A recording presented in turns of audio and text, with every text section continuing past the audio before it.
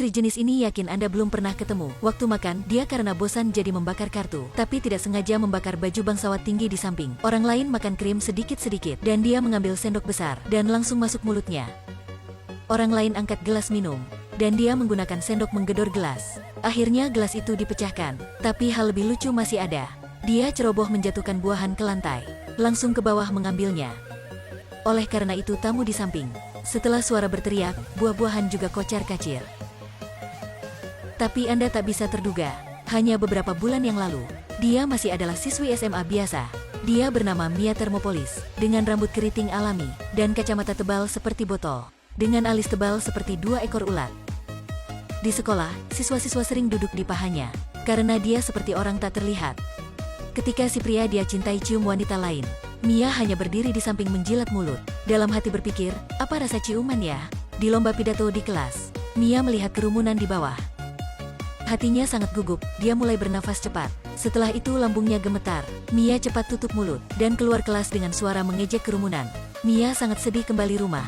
Tapi ibu berkata samanya, bahwa neneknya dari Eropa dari jauh ke sini, dan ingin ketemunya. Mia tidak menarik dengan hal ini. Dulu karena nenek memaksa orang tuanya bercerai, jadi dia tidak ketemu wanita tua itu. Tapi dengan bujukan ibunya akhirnya Mia sudah setujui. Mia datang ke alamat rumah neneknya. Tontonan di depan mengejutkannya. Neneknya hidup dalam rumah besar. Tak hanya furnitur di rumah besar sangat mewah, lagi pula harus diperiksa keamanan dengan serius. Waktu dia sedang melit melihat benda-benda di rumah, neneknya sudah muncul. Mia melihat si wanita sangat anggun di depan. Tiba-tiba merasa gugup. Dia mengikuti nenek ke kebun belakang. Teh belum minum habis, langsung mendengar kabar sebagai petir di langit. Ternyata neneknya adalah Ratu Dinasti Genovia. Setelah ayah Mia mati, dia adalah orang warisi satu-satunya. Kali ini nenek kesini, ingin membawanya ke negara untuk menjadi ratu selanjutnya. Mia tampak tidak percaya pada telinganya lagi. Dia tiba-tiba sangat bingung, tapi neneknya masih berbicara banyak. Kepala Mia sebagai ingin meledak. Dia langsung berkata terputus, "Aku tak mau menjadi putri." Dan dia membawa tas, dan keluar rumah besar neneknya sebagai tornado. Setelah sampai di rumah, dia marah mengalahkan ibunya. Kenapa tidak berkata samanya ayahnya dari kerajaan? Ibunya tak ada cara lain hanya bisa menjelaskan, bahwa ini hanya ingin dia ada masa kecil yang senang. Tapi Mia masih tidak bisa terima. Dia sangat benci identitas putri itu. Dia hanya menjadi orang biasa. Tapi hari berikutnya nenek ke rumahnya. Dia berkata jika Mia tidak ingin mewarisi, negara mereka akan menjatuhkan ke bangsawan tinggi. Tapi dengan sikap keras kepala Mia, dia tak ingin menjadi orang mewarisi apapun. Waktu keduanya sedang bertengkar, ibu Mia sudah berpikir satu cara. Dia menyarankan Mia belajar sopan santun di kerajaan dulu untuk menghadapi festival mendatang. Hari berikutnya ke kelas, Mia cepat masuk mobil yang disediakan neneknya.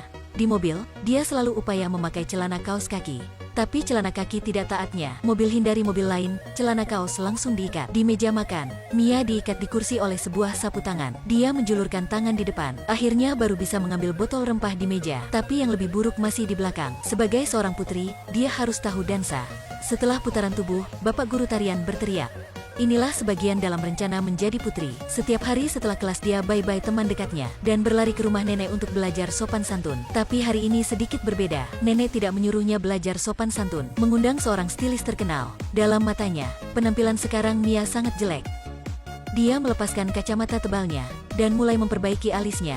Setelah itu merawat kulit, merawat rambut, dan memperbaiki kuku. Setelah semuanya sudah selesai, satu Mia dengan penampilan baru muncul. Nenek memuji penampilannya sehabis katanya. Mia juga melihat di cermin. Ketika melihat dirinya dalam cermin, dirinya juga sangat terkejut. Hari berikutnya ke kelas, semuanya mengejutkan dengan penampilannya. Tapi kesenangan Mia tak lama. Stilis karena mempertontonkan prestasinya, sudah mengeluarkan kabar dia sebagai Putri Genovia sama media. Banyak wartawan sampai, dan mencegah di gerbang sekolah. Hal ini membuat Mia tak senang. Dan di pesta hari itu, dia sudah membuat banyak masalah. Hal ini membuatnya merasa dirinya tak berguna. Nenek melihat Mia tampak sedih, jadi mengundangnya sama main dengan pimpinan Mia. Mereka main mainan rakyat, dan mencicipi makanan di jalan. Meskipun Mia tidak sengaja merusakkan bis.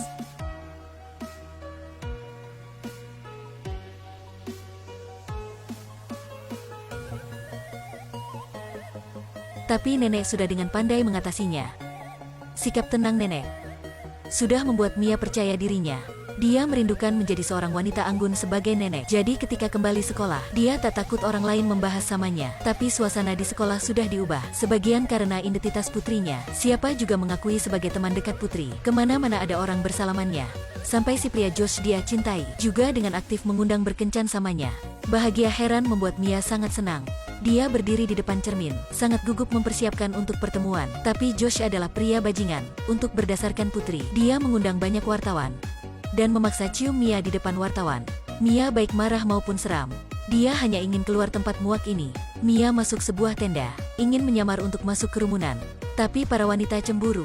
Sudah dengan diam memanggil wartawan sampai, dan setelah itu mencari di tenda. Mia hanya membungkus kain, dan begitu muncul di depan kerumunan. Foto-foto sensitif Mia banyak di koran, dan disebarkan di sekolah. Jelasnya dia baru yang dibully, tapi semuanya mengejeknya. Nenek sangat marah dan berkata parah samanya.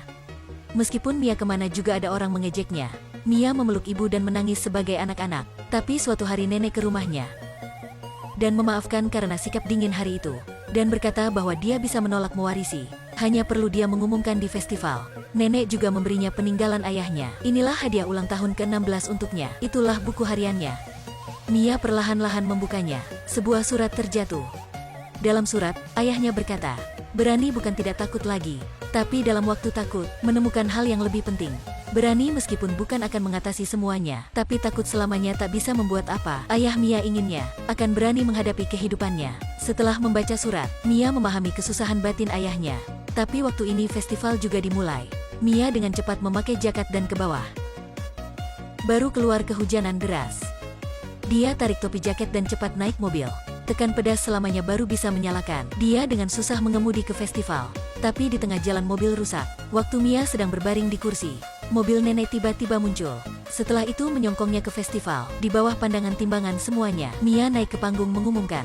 Waktu itu rambutnya masih basah, dengan baju olahraga dan jin basah. Tapi dia sudah berani belum pernah ada. Mia dengan lurus mengakui sama orang-orang bahwa sebelum hari ini, dia adalah seorang lemah dan rendah diri. Tapi dengan dorongan ibu dan kata-kata yang ayahnya meninggalkan, sudah membuatnya ada pemberanian menghadapi kesusahan. Jadi dia memutuskan menerima posisi putrinya. Mia baru selesai. Semuanya tepuk tangan. Semuanya tersentuh oleh kasih sayang sejati Mia. Neneknya tersentuh sampai meleleh. Dia sendiri memakai mahkota untuk Mia. Setelah itu Mia menggantikan gaun putri dan dansa sama pria selalu di sampingnya Michael. Michael sangat gugup tanya Mia, kenapa dia memilihnya. Tapi Mia berkata samanya, bahwa orang lain hanya melihat penampilan mewah sekarangnya. Tapi Michael berbeda. Ketika sebagai orang tak terlihat, Michael sudah memedulikannya. Setelah itu keduanya saling cium. Malam itu, acara memberi mahkota putri juga berakhir. Penampilan cantik meskipun menarik. Tapi yang lebih berharga, itulah hati yang tulus berani. Meskipun bukan semuanya kita menjadi putri, tapi siapapun juga bisa berani menghadapi kehidupannya. Sebagai ayahnya Mia berkata, berani meskipun bukan bisa mengatasi semuanya, tapi takut akan selamanya tidak melakukan apa.